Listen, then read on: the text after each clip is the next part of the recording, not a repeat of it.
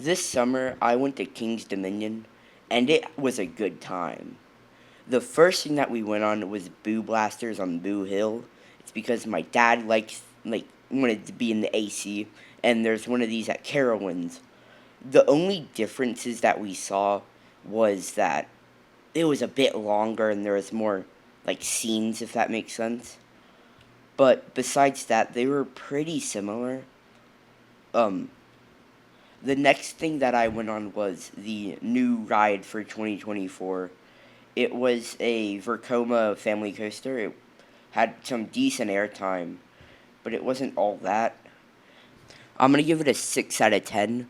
The only thing that I can think that would make it a better family ride was if there was one more turnaround in it somehow. But besides that, it was really good for families. But the next ride that we ended up going is not Diamondback. It's their canoe raft ride, not raft ride, log ride, and it was pretty good. It was short, like real short. I think it's the shortest log ride I've been on because the drop wasn't that tall and the layout was just you left and then you went out and back basically. But you got some good views of the new ride. So the next ride that we went on was Diamondback, and boy, it was good. I liked it more than Thunder Strikes at Carowinds or Intimidator, but besides that, it had a great floater airtime. The first drop was not that good, but besides that, it's great floater airtime and overall pretty good. The only critique I could make is that the splashdown doesn't get you that wet, and I was kind of hoping to get decently wet on the splashdown, not soaked, but little sprinkle, like you get on Griffin at Busch Gardens. Next ride that we went on is Mystic Timbers, and I used to not like this ride, but the last time I went there, it was better and was more fun because the first time my expectations were really high, but now they've been lowered, so I had a better time in Mystic Timbers. The scenery was really good. The only thing I didn't like about it was the shed. I think a drop track would have been nice if they were able to, but it was full of airtime, so I'm gonna give it a 9 out of 10. My only critique is the shed and it's a bit slow. The first drop wasn't that high up. It could have been 10, 20 extra feet. And I feel like by the end it would have been a bit more fun. I don't know if there's any block zones, or not block zones, friction breaks on it. But the first drop was good. It didn't feel tall enough compared to the rest of the ride. So the next thing that we went on was the train, and it was a weird train. It didn't take you to another area of the park. It took you to the water park, which I did not expect. But I got some good views of the areas. There isn't that much stuff to look at, though. Like, the best train I've ever been on is the one at Knott's Berry Farm.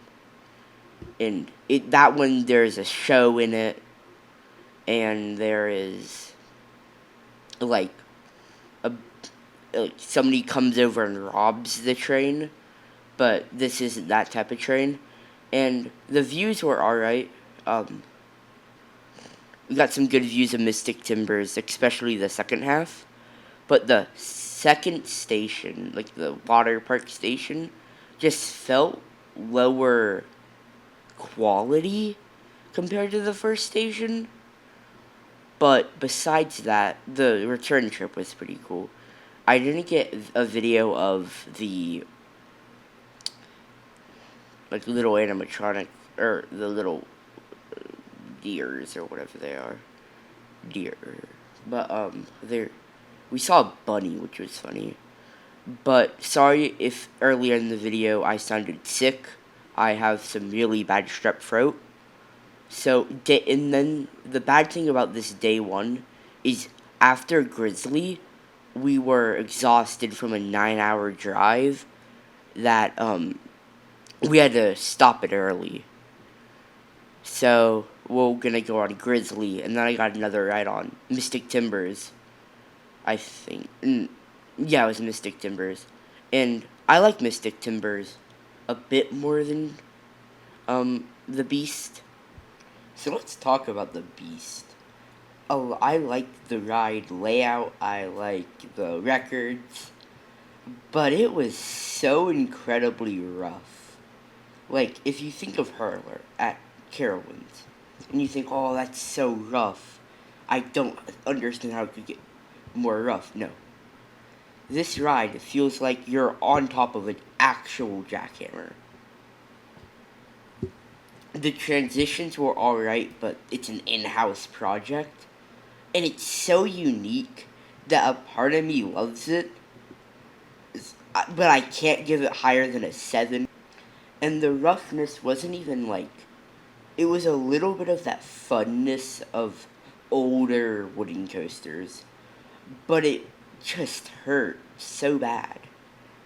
Like, my head was hurting and dizzy after the ride, and that's about all I have to say about the Beast.